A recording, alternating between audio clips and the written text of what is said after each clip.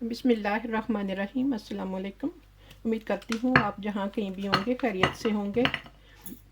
आज मैंने कोई रेसिपी तो नहीं बनानी, एक टिप्स था, मैंने कहा आपके साथ शेयर करती हूँ।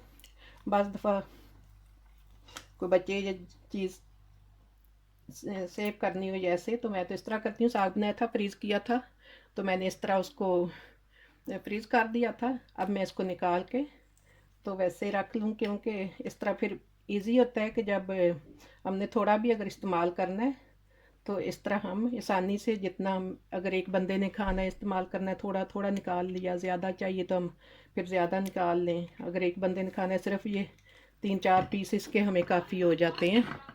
तो इसको इसका इस तरह पहले मैंने इस तरह बर्फ़ वाले के उसमें डाल के फ्रीज़ कर दिया था। अब ये सख्त हो गया, इसको निकाल के तो मैं एक ट्योटे में यानी कि शॉपर में डाल के रख लूँगी, कि जैसे थोड़ा भी इस्तेमाल करना हो तो फिर इजी होता है।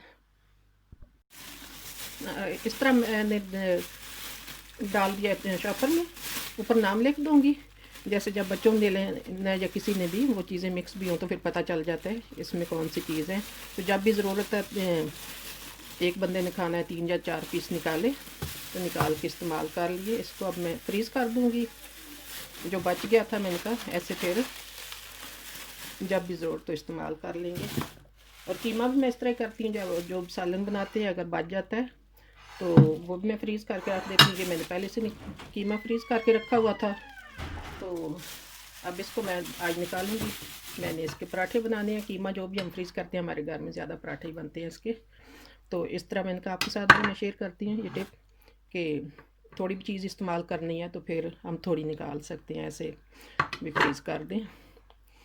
अगर आपको ये छोटा सा मेरा कमेंट टिप्स अच्छा लगे तो लाइक करें, शेयर करें, और छोटा सा एक बेशक कमेंट्स कर दिया करें। अल्लाह ताला हम सब के लिए आसानियाँ पैदा करें। अल्लाह हाफिज़। और सब्सक्राइब करना ना भूलिएगा। अल्लाह हाफिज़।